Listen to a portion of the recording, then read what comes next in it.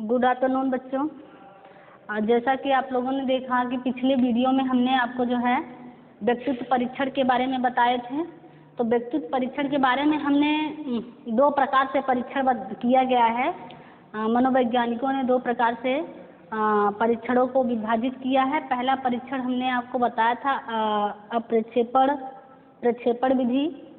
प्रक्षेपण विधि के माध्यम से जो है बालकों का या विद्यार्थियों का उनके मानसिक, शारीरिक और जो है विशिष्ट व्यवहार और उनकी भावनाओं, अनुभवों को उनके द्वारा खुद व्यक्त करने की माध्यम से इस परीक्षण को उन्होंने किया था। और दूसरा परीक्षण आज हम आपको बताने जा रहे हैं कि दूसरा परीक्षण कौन सा है। दूसरा परीक्षण जो है बाल विकास में अप्रक्षेपण विधि है। अप्रक्षेपण विधि दूसरा विधि क्या है?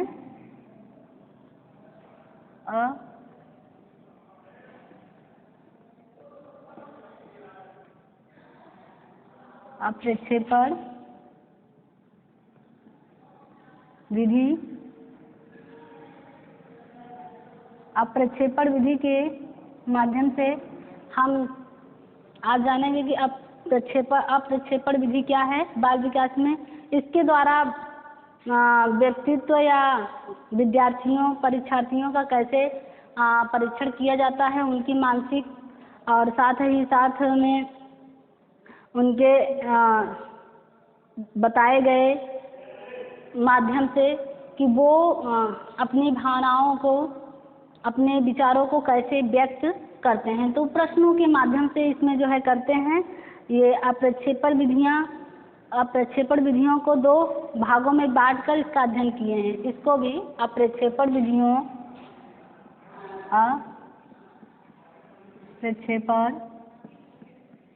अप्रक्षेपण विधियों को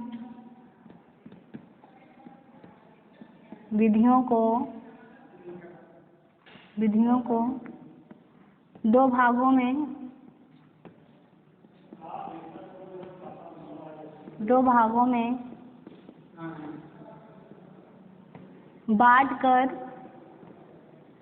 बांटकर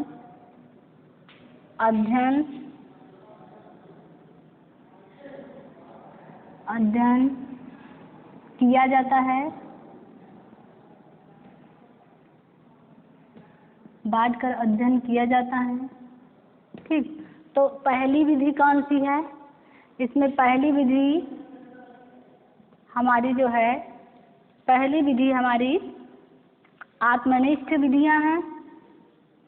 क्या है? आत्मनिष्ठ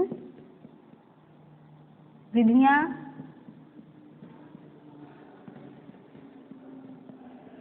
आत्मनिष्ठ विधियां। और दूसरा हमारा वस्तुनिष्ठ विधियां हैं।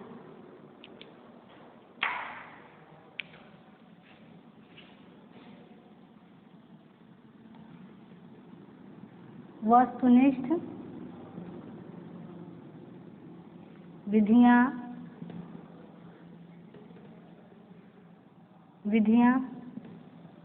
हैं। तो हमने देखा कि जो है अप्रक्षेपण विधि के माध्यम से हम जो है इस विधियों को भी दो भागों में बांटकर इसका अध्ययन करते हैं। पहला क्या है? आत्मनिष्ठ विधि है और दूसरा हमारा क्या है? वस्तुनिष्ठ विधियां हैं।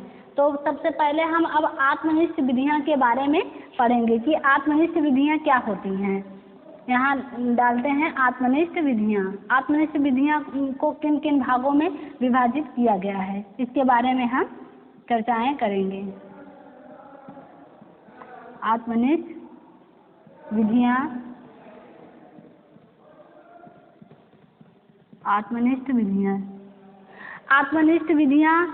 जो है इन विधियों के माध्यम से व्यक्ति अपनी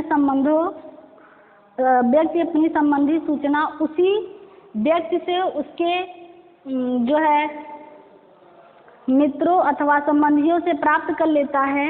इनमें विधियों का आधार और उसके लक्षण, अनुभव, उद्देश्य और आवश्यकता, रुचियाँ और आवृत्तियाँ आदि होती हैं। इनके कहने का मतलब है कि जो आत्मनिष्ठ विधियाँ होती हैं, इन विधियों के माध्यम से व्यक्ति संबंधी सूचना उसी व्यक्ति के मित्रों से या सगी संबंधियों से ही उसके बारे में जानकारी प्राप्त करता है, उसके आधार पर जानकारी प्राप्त करता है।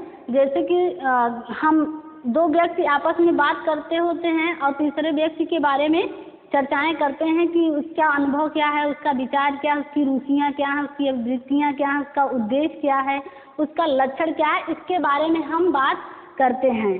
कुल मिला के आत्मनिष्ठ का मतलब क्या हो कि इन विधियों के माध्यम से हम उस व्यक्ति के बारे में उसके सगी संबंधियों मित्रों से जानकारी प्राप्त करते हैं, जिसके माध्यम से उसके उद्देश्य, लक्षण और आवृत्तियाँ और जो है अनुभव, इन सब का जो है जानकारी या ज्ञान प्राप्त करते हैं। क्या क्या ज्ञान करते हैं इन विधियों के माध्यम से?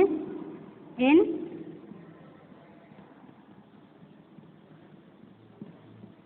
विधियों के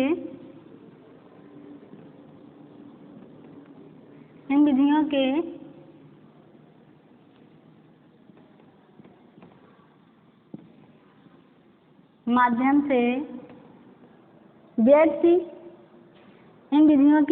से व्यक्ति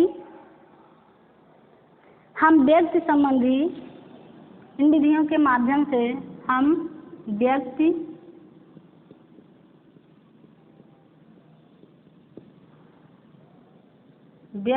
संबंधी सूचना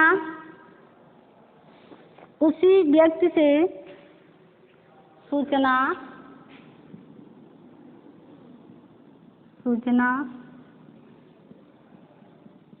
उसी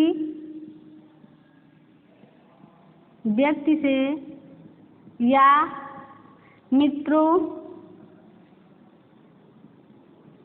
और संबंधियों से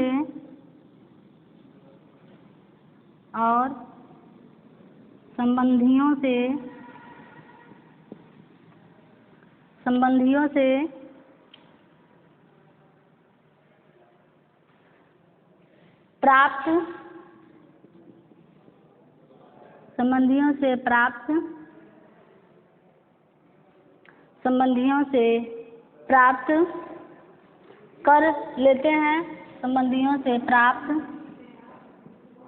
कर लेते हैं,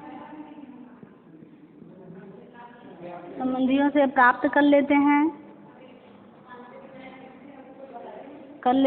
इन विधियों का आधार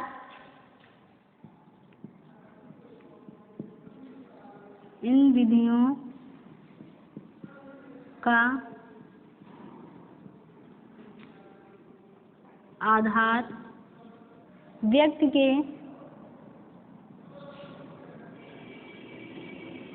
के अनुभव,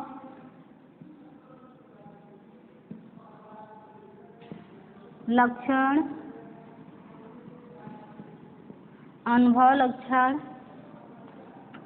उद्देश्य,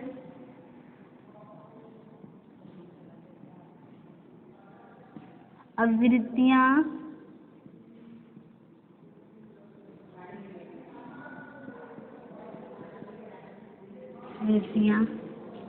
आदि की जानकारी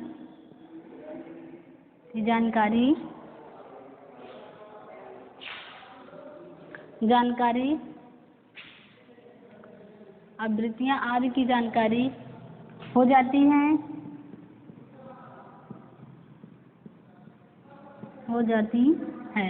तो आत्मनिष्ठ विधियाँ, हमने कहा कि आत्मनिष्ठ विधियाँ में इन विधियों के माध्यम से क्या करते हैं? इन विधियों के माध्यम से हम व्यक्ति संबंधी या सूचना या उसी व्यक्ति से या मित्रों से, सगे संबंधियों से प्राप्त करते हैं, उसके बारे में सूचना प्राप्त करते हैं। इन विधियों के आधार पर व्यक्ति का अनुभव, लक्षण, उद्देश्य, आवृत्तियाँ आदि की जानकारी हो जाती है। तो इसको भी जो है आत्मनिष्ठ विधियों को भी हम जो है निम्नलिखित भागों में विभाजित किए हैं। आत्मनिष्ठ विधियों को निम्नलिखित भागों में विभाजित किए हैं। वो कौन कौन से भाग हैं जिनमें हम जो है आत्मनिष्ठ विधियों को विभाजित किए हैं? तो आत्मनिष्ठ विधियां में जो है पहला है, इसको निम्नलिखित विधियों में बांटे हैं। सबसे पहला क्या है? सबसे पहली विधि हमारी आत्मकथा है। क्या है? आत्मकथा।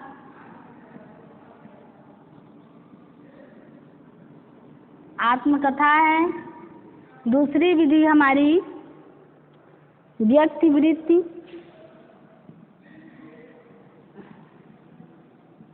व्यक्ति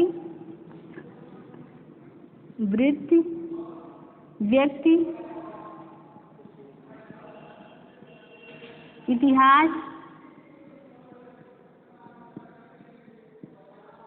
वृत्ति व्यक्ति इतिहास और साक्षात्कार। तीसरा क्या है? साक्षात्कार। और चौथा है प्रश्नावली। चौथा हमारा है सूची विधि या प्रश्नावली विधि। सूची विधि या प्रश्नावली विधि। ठीक, तो हम देखेंगे कि आत्मनिष्ठ विधियों को भी 4 भागों में विभाजित किए हैं। इसी 4 भागों से ही मनोवैज्ञानिकों ने व्यक्ति के बारे में, उसके हाव भाव, अनुभव, उद्देश्य, लक्षण, वृत्तियाँ और कार्य करने की जो क्षमता है, आत्मनिष्ठ विधियों के माध्यम से उसके जो आंतरिक गुण है उसको जानने का प्रयास किया गया है। तो आत्मकथा के द्वारा पहले कौन सी विधि अपनाई? आत्मकथा। दूसरी क्या है? व्यक्ति या व्यक्ति वृत्ति या व्यक्ति इतिहास। और साक्षात्कार, सूची विधि या प्रश्नावली विधि। सूची विधि या प्रश्नावली विधि। एक आत्मकथा होता है, इसके बारे में हम पहले आत्मकथा के बारे में जानेंगे कि आत्मकथा क्या है। इस विधि के द्वारा अध्ययन किया जाने वाले व्यक्ति के व्यक्तित्व के गुणों को कुछ प्रमुख शीर्षकों में बांट दिया जाता है, जिनके द्वारा जो है व्यक्ति अपने अनुभवों, उद्देश्यों, प्रयोजनों और रुचियों, आवृत्तियों का विवरण के आधार पर मनोवैज्ञानिकों का निष्कर्ष निकल कर सामने आता है। जैसे इन विधि के माध्यम से कोई व्यक्ति आप ले लीजिए, उसके माध्यम से व्यक्ति के आत्मकथा के बारे में जानने का प्रयास मनोवैज्ञानिक करते हैं। उनके लक्षण के बारे में जानने का प्रयास करते हैं कि उसके आधार इस उनके जो व्यक्तित्व का गुण है, वो उनकी रुचि क्या है, उनका उद्देश्य क्या है, मतलब उद्देश्य क्या है कि कार्य करने का उद्देश्य क्या है, और उनके लक्षण क्या हैं दिखने को मिलते हैं। तो ये आत्मकथा के विधि के माध्यम से जो है बच्चे के या विद्यार्थी के उद्देश्यों को, अनुभवों को, आज अभिवृत्तियों को जो है मनोवैज्ञानिकों द्वारा सूची तैयार कर लेते हैं और उनके बारे में इन विधियों के माध्यम से जानकारी प्राप्त करते हैं कि बच्चा आगे चलकर यह क्या कर सकता है, इसकी मानसिकता, इसका अनुभव क्या है समाज को लेकर, परिवार को लेकर, या खुद वो अपने द्वारा जो उद्देश्य बना रहा है उसमें सफल हो पाएगा या नहीं हो पाएगा। तो ये आत्मकथा के माध्यम से व्यक्ति पर वह परीक्षण करते हैं मनोवैज्ञानिक, और परीक्षण करने के बाद उसके सारे हाव भाव, अनुभव, उद्देश्य, अभिवृत्तियाँ, लक्षण, इन सब की जानकारी आत्मकथा के द्वारा जो है मनोवैज्ञानिक अपना निष्कर्ष निकाल लेते हैं।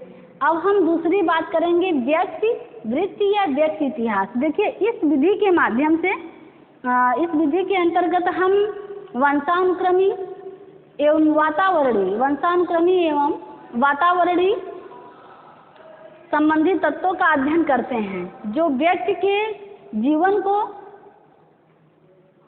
प्रभावित करता है। क्या करता है? व्यक्ति को जीवन को प्रभावित करता है। ये व्यक्ति के किससे? व्यक्ति का जो प्रभाव है, व्यक्ति के ऊपर जो प्रभाव पड़ता है, वैज्ञानिकों का कहना है कि इसमें हम वातावरणीय और वंशानुक्रमिक इन दोनों का प्रभाव बच्चों में देखेंगे। मतलब कि इतिहास कहा जाता है, इतिहास क्या? व्यक्ति का इतिहास।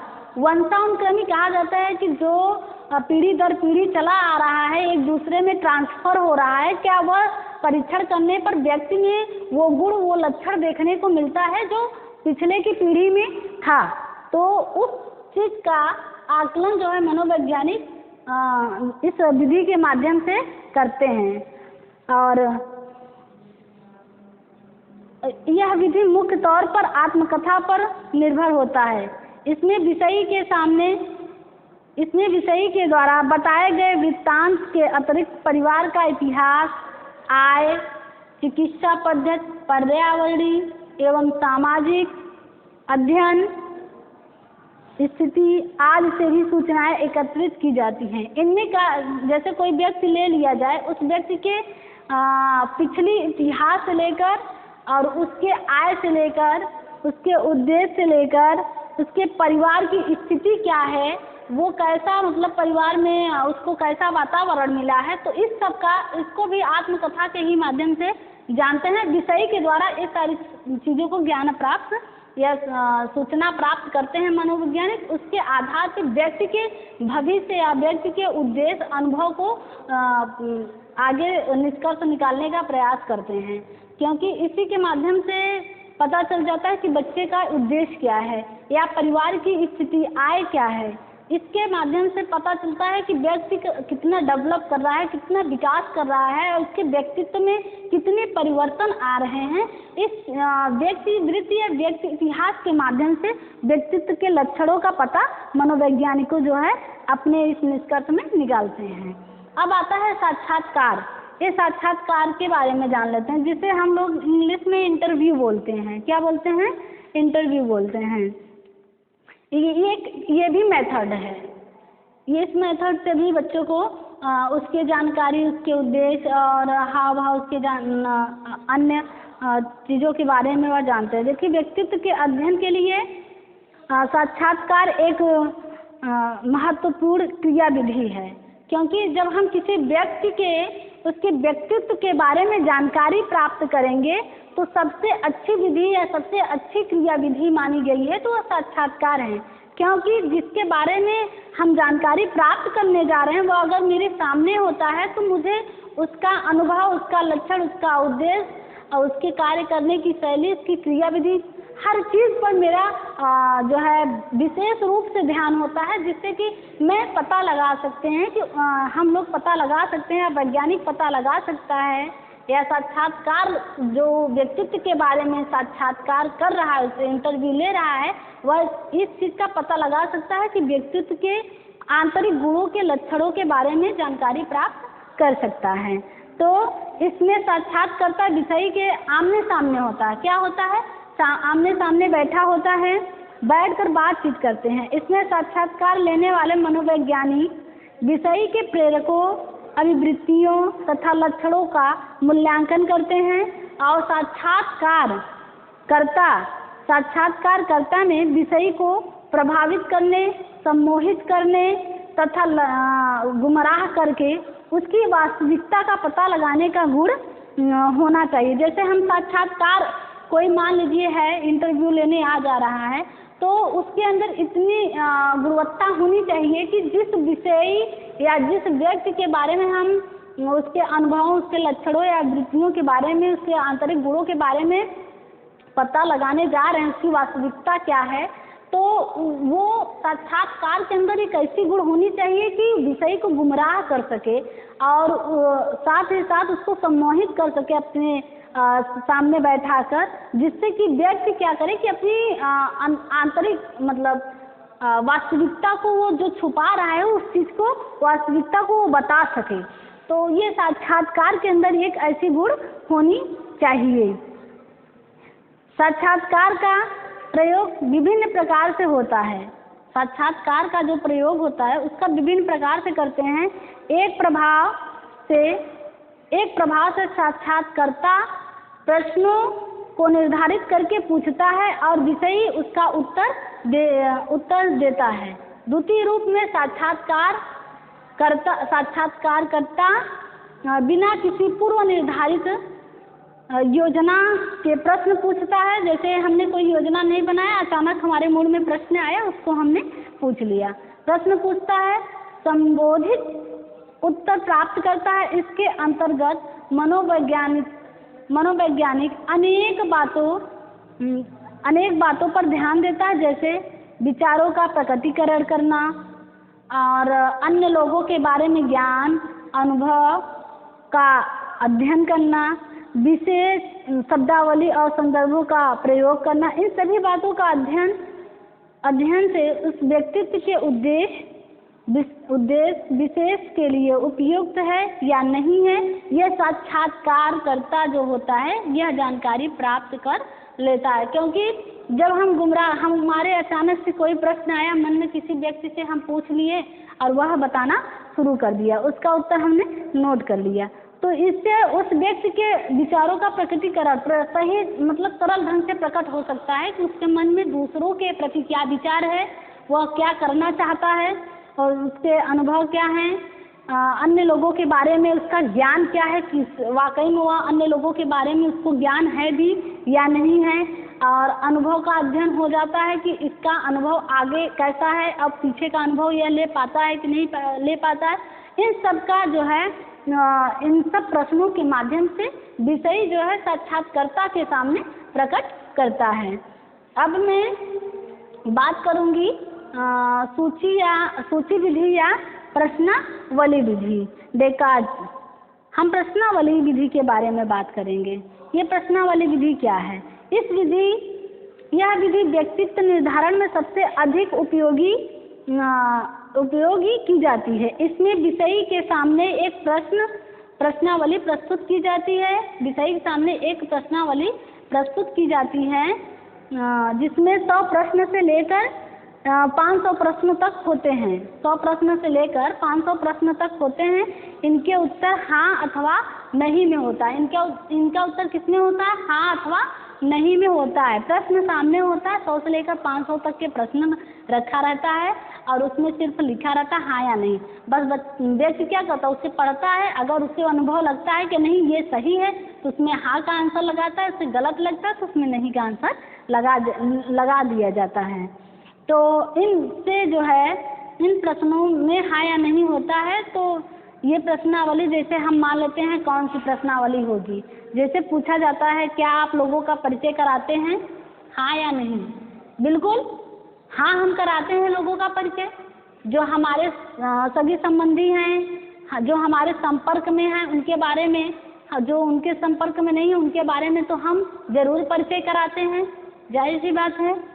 फिर क्या आप लोगों के साथ अधिक रहना पसंद करते हैं, हाँ या नहीं? नहीं है तो नहीं, हाँ है तो हाँ। इस तरह के प्रश्न जो है प्रश्नावली विधि में या सूची विधि में प्रश्न किया जाता है। और अब हम बात करेंगे वस्तुनिष्ठ विधि का। ये आपका जो है आत्मनिष्ठ विधि था। अब हम वस्तुनिष्ठ विधि के बारे में बात करेंगे कि आत्मनिष्ठ विधि क्या होती है। आत्मनिष्ठ विधि में क्या क्या चीजें आती हैं। वस्तुनिष्ठ विधि, पहला तो हमने जो है आत्मनिष्ठ विधि पढ़ा। अब दूसरी विधि को हम समझाएंगे कि ये वस्तुनिष्ठ विधि क्या होती है, इसके माध्यम से कैसे व्यक्तित्व परीक्षण किए जाते हैं। वस्तुनिष्ठ विधियाँ,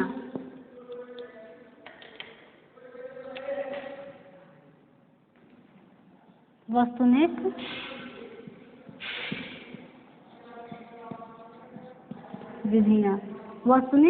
विधियाँ, इसके माध्यम से कौन कौन से विधि का प्रयोग किया जाता है अब हम ये देखेंगे।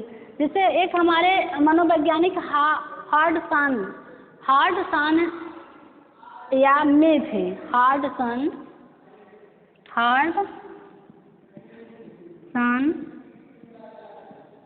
और में थे। ये क्या थे? मनोवैज्ञानिक थे। इन्होंने क्या किया था कि ये चरित्र जो है संबंधी अध्ययन के लिए वस्तुनिष्ठ विधियों का प्रयोग किया जाता है। ये व्यक्ति के चरित्र के बारे में इन्होंने ये जो है वस्तुनिष्ठ विधि दी थी हार्टसन और मैंने कहा कि ये व्यक्ति के चरित्र के लिए इस विधि का प्रयोग किया जाता है। इसमें व्यक्ति के चरित्र का अध्ययन किया जाता है और इस वस्तुनिष्ठ विधि के माध्यम से यह जो है सन 1928, 29 और 30 में प्रकाशित हुआ। यह विधि, इस विधि को हार्टसन के द्वारा 1928 और 1929 और 1930 में प्रकाशित किया गया।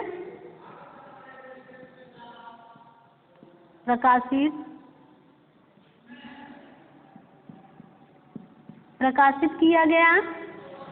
तो इसमें व्यक्ति के वास्तविक चरित्र के बारे में बात किया गया है। इसमें जब प्रकाशित करने के लिए इन्होंने क्या रखा था? ईमानदारी, चोरी, असत्य बोलना। क्या था इसमें? ईमानदारी,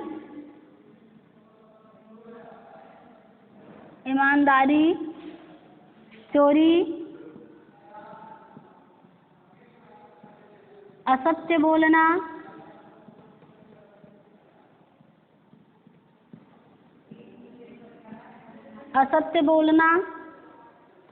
और आत्मनियंत्रण तथा लगन, मतलब आत्मनियंत्रण तथा लगन आदि शैक्षिक आचरण संबंधी गुणों का प्रयोग किया है। वस्तुनिष्ठ विधियां इस बात पर निर्भर नहीं करती हैं कि विषयी अपने बारे में क्या बतलाता है, बल्कि वे इस बात पर आश्रित होते हैं कि उसका प्रत्यक्ष व्यवहार अवलोकनकर्ता जो है अपने अवलोकनकर्ता जो होता है उसके बारे में क्या सोच रहा होता है, कैसा लगता है अवलोकनकर्ता, कैसा सामने वाले व्यक्ति के बारे में अवलोकन कर रहा होता है कि व्यक्ति ईमानदारी कर रहा है या चोरी कर रहा है, असत्य बोल रहा है। ये सब चीज़ें जो है अवलोकनकर्ता को कैसे लगता है, ये विधियां भी बुद्धि, रुचि और एवं अभिरुचि को मानकर क्रियाशील होती है। वस्तुनिष्ठ विधियों के प्रतिपादकों का विचार है कि व्यक्तित्व के समझने के लिए यह आवश्यक है कि विषयी को जीवन के पर्यावरण में रखकर देखा जाए ताकि उसकी आदतें, लक्षण, मांग और अन्य चारित्रिक विशेषताएं प्रकट हो सकें। वस्तुनिष्ठ विधियों को प्रयोग करने के विभिन्न तरीके हैं, जिसमें से हम निम्नलिखित जो है बातों पर ध्यान देते हैं। निम्नलिखित विधियां प्रयोग करते हैं कि वो कौन कौन सी विधि हैं जिनमें हम वस्तुनिष्ठ विधियों के माध्यम से व्यक्ति के चरित्र का सही वस्तुनिष्ठ विधियों के माध्यम से पता लगाते हैं। पहले ये देख लेते हैं कि वह पहली विधि क्या है? नियंत्रित निरीक्षण होता है। पहली विधि कौन सी है? नियंत्रित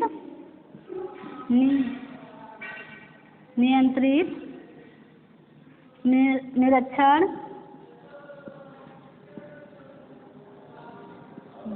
नियंत्रित निरीक्षण। इसके माध्यम से नियंत्रित निरीक्षण विधि का प्रयोग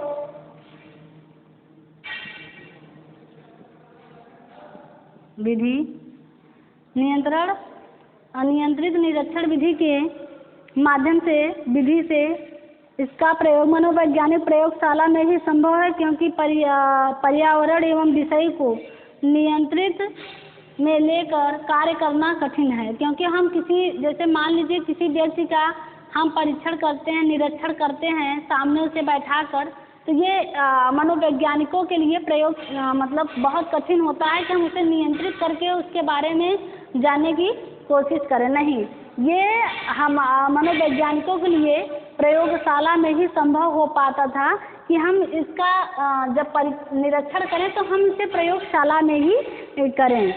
तो विषय को कमरे में अकेला बैठा दिया जाता था, विषयी को कमरे में अकेला बैठा दिया जाता था, उसको कोई कार्य करने के लिए दे दिया जाता था। क्या किया जाता, जैसे प्रयोगशाला में ले जाकर किसी सुनसान मतलब शांत कमरा होता था, उसमें व्यक्ति को बैठा दिया जाता था और बैठाकर उसे कुछ काम करने के लिए दे दिया जाता था। इसके पश्चात उसकी क्रियाओं, हाव भाव और प्रक्रिया आदि का अवलोकन इस रूप में किया जाता है कि विषयी निरीक्षणकर्ता को न देख सके और निरीक्षणकर्ता विषयी को देखता रहे। जैसे मान लीजिए दरवाज़ा बंद हो गया, दरवाज़ा में हम कोई ऐसी जगह बना दें जिससे कि हम विषयी को देखे, निरीक्षणकर्ता विषयी को देखता रहे, लेकिन विषयी जो है निरीक्षणकर्ता को न देखे, क्योंकि वह शांत कमरा होता है। उस कमरे में व्यक्ति को जो क्रिया दिया जाता है करने के लिए, उस क्रिया के माध्यम से जो है व्यक्ति अपने हाव भाव, अपने लक्षणों, अपनी जो है प्रक्रिया को व्यक्त कर सके। इस चीज़ का अवलोकन निरीक्षणकर्ता जो है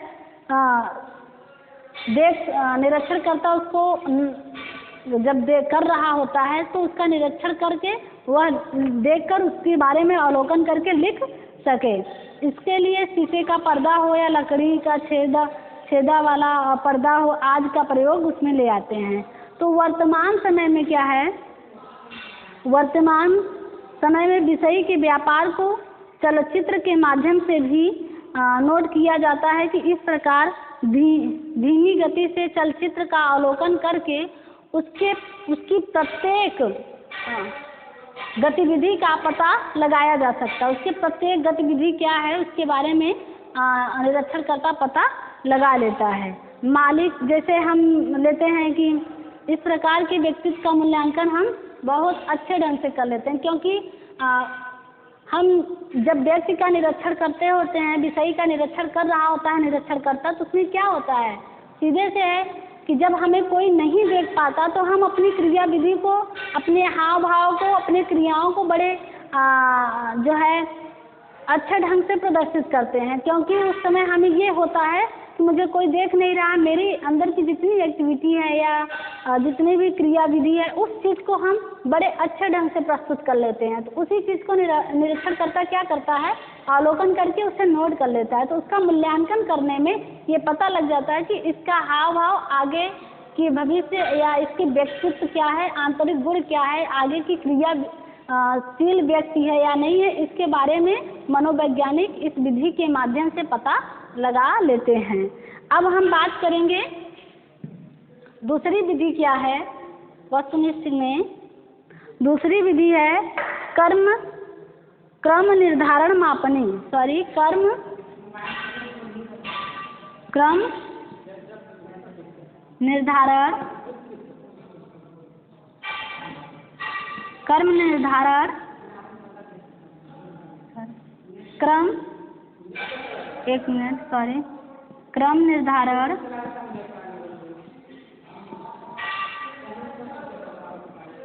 निर्धारण मापनी, क्रम निर्धारण मापनी में बात करेंगे कि क्रम क्या है। देखिए क्रम निर्धारण जो मापनी है, क्रम निर्धारण मापनी में इसमें क्या होता है कि प्रत्येक व्यक्ति अन्य व्यक्तियों के बारे में राय का निर्धारण करते हैं। जैसे कि हमको किसी व्यक्ति के बारे में जानकारी प्राप्त करना है, किसी व्यक्ति के बारे में राय लेना है, तो उसके बारे में हमें दूसरे से राय लेना पड़ता है कि क्या वाकई में यह व्यक्ति सही हो सकता है हमारे लिए या नहीं हो सकता है। तो उसके हर गतिविधि पर जो है निरीक्षणकर्ता ध्यान देता है कि उसके हर क्रम पर एक एक पहलुओं पर विशेष ध्यान देकर उसके हर चीज़ों को नोटिस करता है। क्योंकि मुझे अन्य व्यक्तियों के बारे में जब जानकारी प्राप्त करना होता है तो हम खुद उस व्यक्ति से नहीं प्राप्त कर सकते, बल्कि उस व्यक्ति से प्राप्त करते हैं जो उसके बारे में जानता हो और सही चीज़ें बता सकता है। तो उसके माध्यम से इन्होंने दूसरी विधि ये लिखा बताई कि क्रम निर्धारण मापनी, क्रम से हम लेंगे। तो इस विधि के माध्यम से जैसे ले लीजिए, हम मित्रों का चुनाव करते हैं, ठीक। एक मालिक कर्मचारी का चुनाव करता है, एक मालिक कर्मचारी का चुनाव करता है।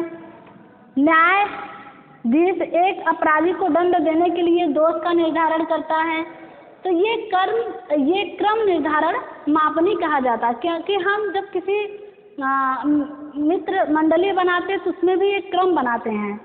मालिक जब कर्मचारी रखता है तो उसका भी निर्धारण करता है, उसके बारे में सारी चीज़ें पता लगाता है, ठीक। और जब एक न्यायाधीश एक अपराधी को दंड देने के लिए भी दोष का निर्धारण करता है, क्योंकि कहीं न कहीं हम उसके दोष को पाएंगे, तभी तो हम निर्धारण कर पाएंगे कि हाँ यह अदोषी है, अपराधी है, इसको हमें सजा देनी चाहिए। तो ये हमारा वस्तुनिष्ठ विधि था। और हम आज ये प्रक्षेपण विधि, अप्रक्षेपण विधि, इन दोनों के माध्यम से हमने व्यक्तित्व के आंतरिक गुणों और बाह्य गुणों के बारे में, उसके हाव भाव, अनुभव और क्रिया विधि के माध्यम क्रियाओं के बारे में हमने आपको समझाया।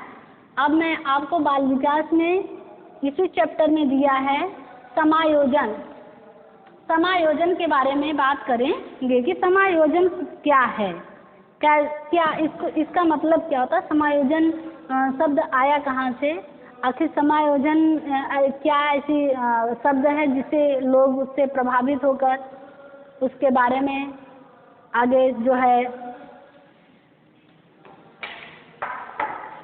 व्यक्ति जो है समायोजन करने में जो है बिल्कुल वो होता है कि हमें हर पर्यावरण वातावरण में जहाँ भी व्यक्ति रहता है वहाँ कहीं न कहीं कुछ न कुछ चीज़ों में समायोजन ही करके रहता है, क्योंकि समायोजन नहीं कर पाएगा तो उस हिसाब से वो पर्यावरण में या उस मतलब वंशानुक्रमीय और पर्यावरणीय समायोजन को नहीं सही ढंग से कर पाता है, तो उसका नियंत्रण जो है वो धीरे धीरे खत्म होने लगता है और व्यक्ति उससे क्या होता है, थोड़ा सा कुसमायोजित होने लगता है। इसलिए हमें हर कहीं न कहीं किसी भी क्षेत्र में हमें समायोजन करना ही पड़ता है। जब हमें डेवलप करना होता है, विकास करना होता है, तो उस तरीके से हमें कहीं न कहीं कुछ न कुछ चीज़ों में समायोजन करना पड़ता है। तो हम समायोजन के बारे में बात करेंगे। समायोजन का अर्थ क्या होता है? समायोजन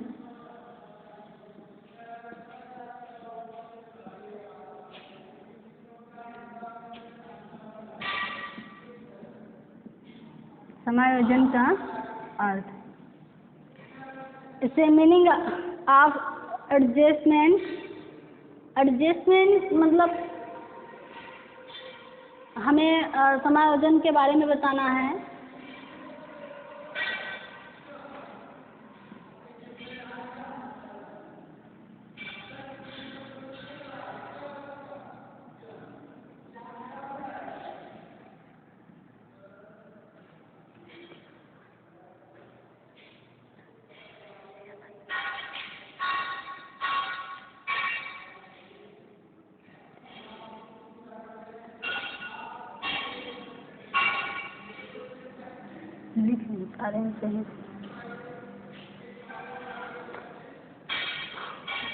मीनिंग ऑफ एडजस्टमेंट के बारे में बात करेंगे।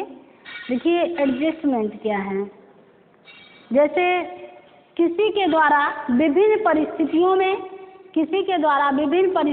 में शारीरिक स्वास्थ्य, संवेगात्मक विकास तथा मानसिक स्वास्थ्य के आधार पर किया गया सामंजस्य ही समायोजन कहलाता है।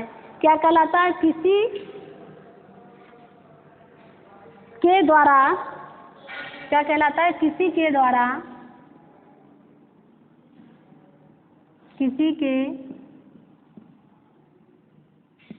द्वारा शारीरिक शारीरिक स्वास्थ्य,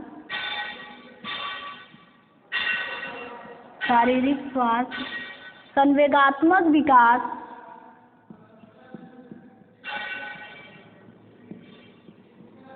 संवेगात्मक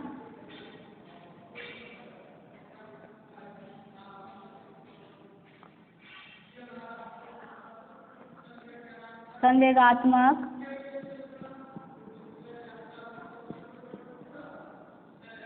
संवेगात्मक विकास तथा मानसिक स्वास्थ्य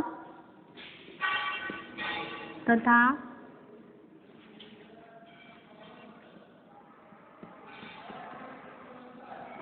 मानसिक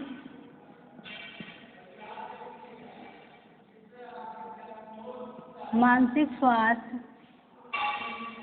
इसी के द्वारा शारीरिक स्वास्थ्य, संवेगात्मक विकास तथा मानसिक स्वास्थ्य के आधार पर किया गया सामंजस्य, स्वास्थ्य के आधार पर किया गया सामंजस्य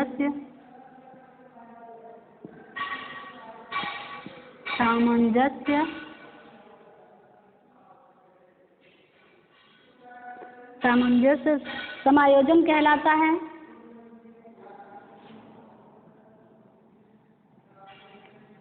समायोजन कहलाता है।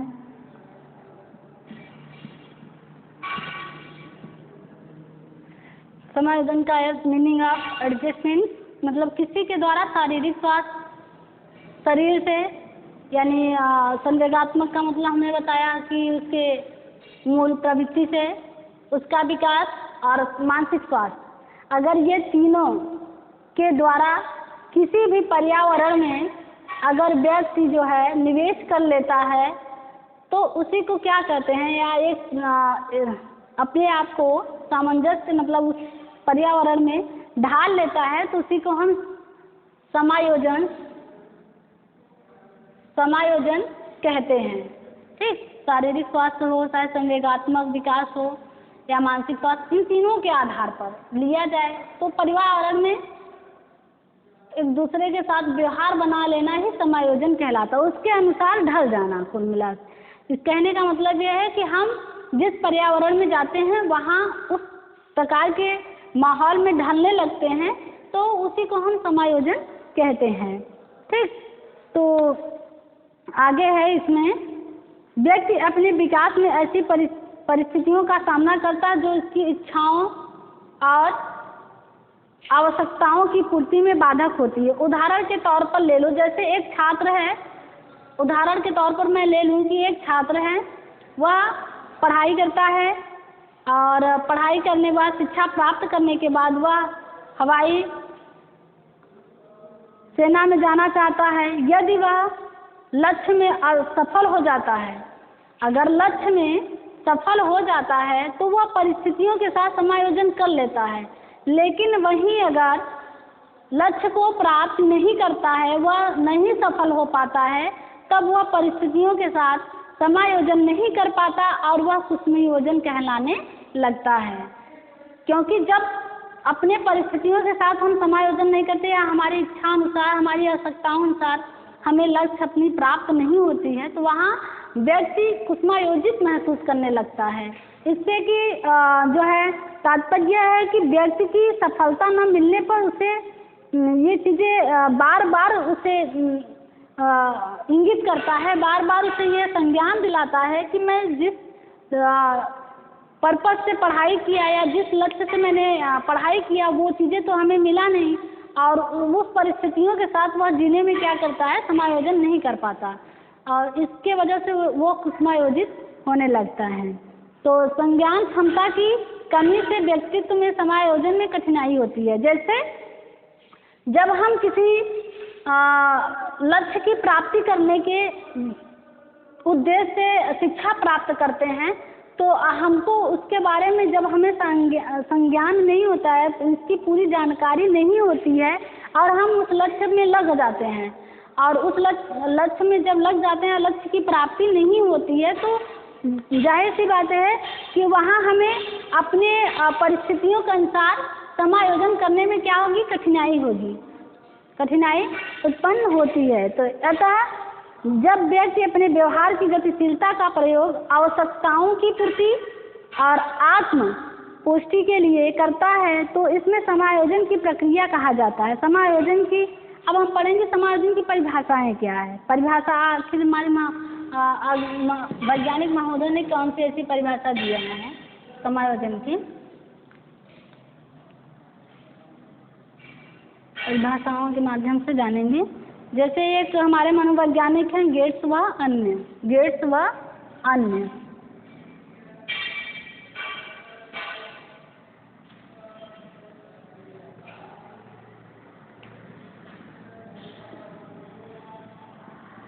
गेट्स व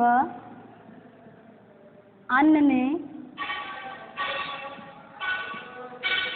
गेट्स व अन्य ने क्या कहा है समायोजन के बारे में। समायोजन वह प्रक्रिया है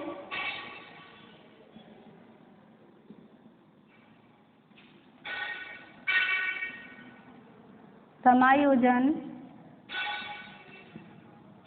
वह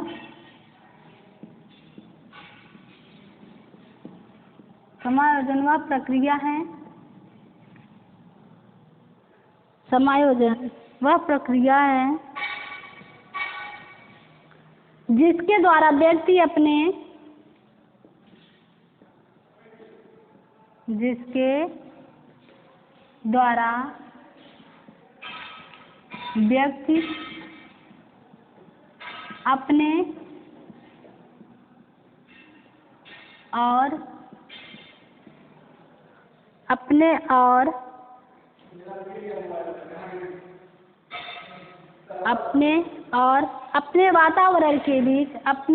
अपने वातावरण के बीच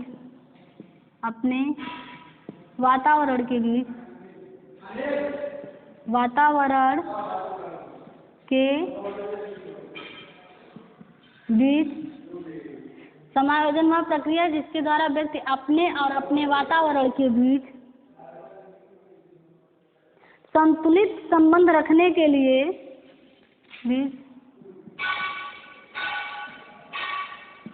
संतुलित संबंध रखने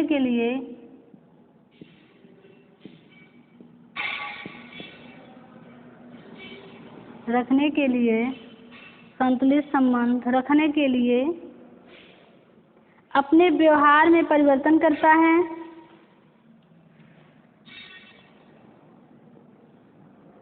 रखने के लिए अपने व्यवहार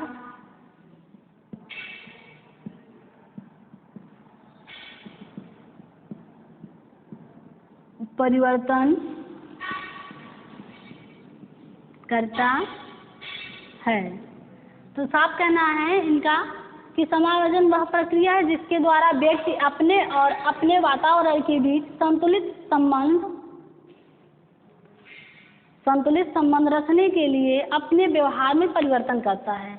जैसा कि हमने कहा कि पहले हमने बताया ना कि जिस वातावरण में व्यक्ति जाता है वहाँ उसके लिए वो चीज़ें नहीं होती हैं, तो उसमें एडजस्टमेंट करना या समायोजन करना उसके लिए बड़ी कठिनाइयाँ होती, क्योंकि उसके बारे में उसे पूरी जानकारी वहाँ की नहीं होती, इसलिए कठिनाइयाँ उत्पन्न। जैसे जैसे वह जानकारी उसको होती जाती है वैसे वैसे वो अपने उसके पर्यावरण के साथ या अपने संतुलित संबंध के साथ अपने व्यवहार में परिवर्तन करने लगता है, तो वो हमारा जो है समायोजन कहलाता है। अब हम बात करेंगे रक्षा युक्तियाँ क्या हैं समायोजन में, रक्षा युक्तियों का महत्व क्या है समायोजन में, इसके बारे में बात करेंगे। ये रक्षा युक्तियाँ कितने प्रकार की होती हैं।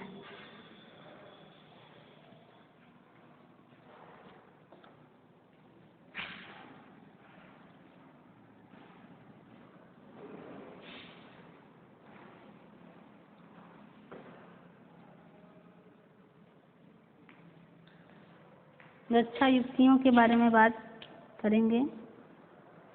रक्षा युक्तियों के प्रकार।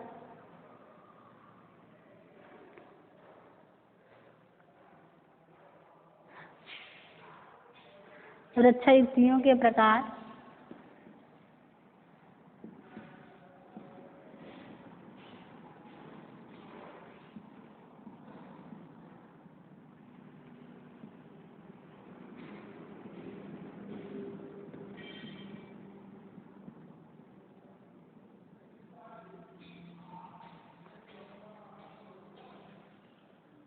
देखो रक्षा युक्तियाँ कहाँ शब्द आए, ये भी एडजस्टमेंट मतलब एक मनोरचना से है व्यक्ति के, और इस मनोरचनाओं से व्यक्तियों के व्यवहारों से या उसके परिस्थितियों के अनुसार उसके कहाँ से वह जो है समायोजन करता है, कैसे वह अपनी परिस्थितियों के अनुसार खुद वातावरण को अच्छा बनाता है, कैसे वहाँ व्यक्ति को अपनी पूरी आज़ादी या उसकी मनोरचना क्या है, उसके अंतर द्वंद्व को समझने का ये एक मतलब प्रकार बताया है मनोवैज्ञानिकों ने।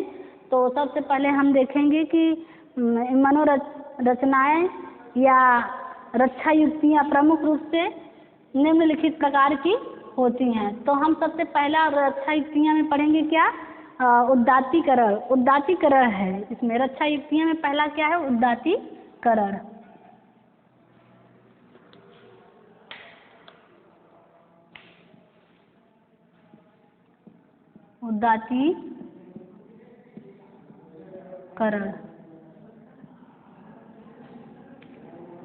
उदात्तीकरण में पढ़ेंगे व्यक्ति के अंतर्द्वंद के समाधान में इस मनोरचना का प्रमुख स्थान है।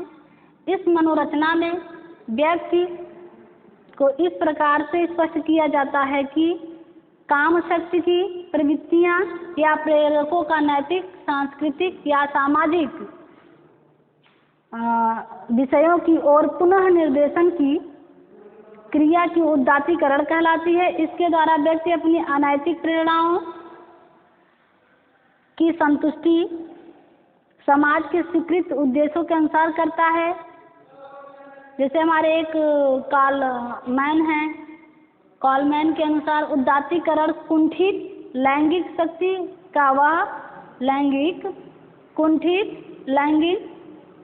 का वह साधन है जिसके द्वारा यह शक्ति आंशिक रूप से प्रतिस्थापित क्रियाओं में परिवर्तन हो जाती है। यह एक प्रकार का जो है इस मनोरचना में एक प्रकार की ऐसी रचना है जिसके माध्यम से व्यक्तियों में जो अनैतिक व्यवहार है, कुंठित व्यवहार है, उस चीज का परिवर्तन या मनोरचना को व्यक्त करने की एक विधि है। इस प्रकार से यह देखा जाता है उसकी सामाजिक, सांस्कृतिक और नैतिक व्यवहारों के अलावा अनैतिक व्यवहार और साथ ही साथ अनैतिक प्रेरणाओं, संतुष्टि, लैंगिक शक्तियों का साधन, जैसे वह व्यक्ति उदात्तीकरण के माध्यम से जो है अपने समाज में इसे व्यक्त करता है। और इस मनोरचना से संबंधित उसके व्यवहार समाज में द्वारा मान्य नहीं होता। जैसे कि कोई व्यक्ति अनैतिक व्यवहार समाज में कर रहा होता है, समाज की परंपराओं को न मानता हो और समाज का उल्लंघन करता है, उनके अनुसार नहीं चलता है, वह समाज में जो भी क्रियाएं, अपनी मनोरचनाएं, जो भी उसके अंदर की कुंठित व्यवहार है, अनैतिक प्रेरणाएं हैं, इन सब को समाज क्या करता है कि मान्य नहीं देता है, इसे गलत ठहराता है। मान्य उसी को देता है, उसी को स्वीकृत करता है जो समाज में परंपराएं, जो नियम और जो रीति रिवाज बनाए गए, अगर उसके अनुसार व्यक्ति अपने नैतिक व्यवहार को, नैतिक आचरण को और अपनी सांस्कृतिक सामाजिक परिवेश को सही ढंग से समायोजन करता है, तो वही व्यक्ति जो है वो रक्षा युक्तियों के अंतर्गत आता है। लेकिन अगर ऐसा व्यक्ति नहीं करता है, अपनी अनैतिक प्रेरणाओं को कुंठित लैंगिक शक्तियों का साधन मानता है, तो ये व्यक्ति समाज के लिए हितकारी नहीं होते हैं, इसलिए इसको जो है उदात्तीकरण के माध्यम से व्यक्त किया गया है। अब हम दमन की बात करेंगे। ये रक्षा युक्तियाँ हैं, व्यक्तियों के अंदर होता है, पाया जाता है। दूसरा क्या है? दमन। ये भी व्यक्ति की रक्षा युक्तियों में ही आता है, रक्षा युक्तियों के प्रकार में आता है दमन। दमन के बारे में बात करेंगे। दमन की प्रक्रिया के परिणाम स्वरूप विभिन्न दुखद तथा भयावह, जैसे एक भय होता है व्यक्ति के अंदर, उस विचार इच्छाएं व्यक्ति की जानकारी के बिना उसके चेतन से हटकर अचेतन में चली जाती है। इसका कहने का मतलब है कि व्यक्ति जो मतलब कर रहा होता है समाज में, उसके परिणाम जो उसको मिलते हैं बड़ी दुखद परिणाम। दमन का मतलब होता है कि अपनी इच्छाओं के अनुसार न जीना, अपनी परिस्थितियों के अनुसार जीना, अपनी इच्छाओं का दमन करना, हनन करना, मारना, जो है उसके बाद जो है उसका जो परिणाम उस व्यक्ति को मिलता है, वो परिणाम क्या होता है? बड़ी दुखद परिणाम होता है। तो कॉलमैन ने 1976 में दमन मनोरचना को बताया कि वह दमन वह मनोरचना है जिसके द्वारा घातक इच्छाएं, असहनीय स्थितियां आदि चेतना से अलग कर दी जाती है।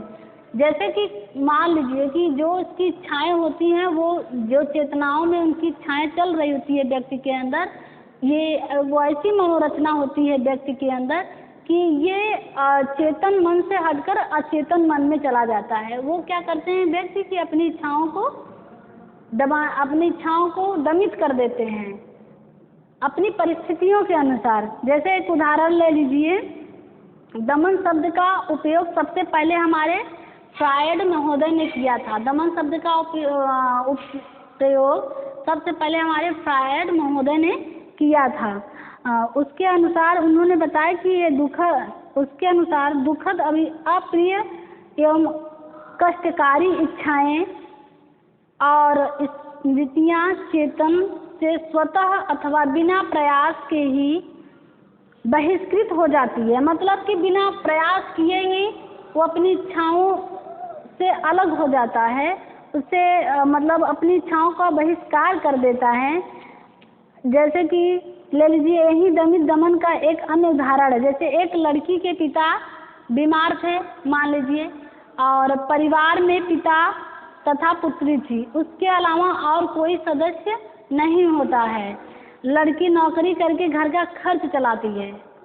लड़की क्या करती है? नौकरी करती है और घर का एक खर्च चलाती है तथा पिता का उपचार कराती थी। पिता के उपचार के लिए एक डॉक्टर आता है, ठीक, एक डॉक्टर आता है। एक दिन पिता की हालत खराब हो जाती है। बीमार पिता की समीप डॉक्टर एवं पुत्री दोनों के उपस्थित होने का आशय होता है। तो डॉक्टर को देखकर लड़की के मन में कई इच्छाएं उत्पन्न होती हैं, लेकिन वह क्या करती है? बाद में अपनी परिस्थिति को देखकर अपनी इच्छाओं का क्या करती है? दमन करती है, अपनी इच्छाओं को दमित करती है। इसके वजह से क्या होता है कि इसका जो परिणाम आगे चलकर उसे जो परिणाम प्राप्त होता है लड़की को, वो परिणाम बहुत दुखद होता है, क्योंकि वो परिस्थितियों के अनुसार अपनी इच्छाओं को खत्म करती है। क्योंकि इच्छा एक ऐसी चीज होती है, जब मन में किसी चीज की इच्छा उत्पन्न होती है तो उसे पूरा करने पर उसकी जो परिणाम प्राप्त होता है उसे वह जो है बहुत सुखद परिणाम होता है। लेकिन अगर वही इच्छाओं को दमन कर दिया जाए तो उसका परिणाम व्यक्ति के अंदर बड़ा दुखद परिणाम प्राप्त होता है। तो इसके कहने का मतलब यही है कि इसमें परिस्थितियों के अनुसार लड़की क्या करती है कि अपनी इच्छाओं को क्या करती है? दमन कर लेती, दमित कर लेती है, जिससे कि उसका सब कुछ जो परिणाम प्राप्त होता है वह दुखद होता है। अब मैं रक्षा युक्तियों की और सारे प्रकार हैं, बाद में हम अगले वीडियो में बताएंगे। अब जैसा वीडियो आपको लगे इसके बारे में आप लोग हमें कमेंट करके बताइएगा। जय हिंद, जय भारत।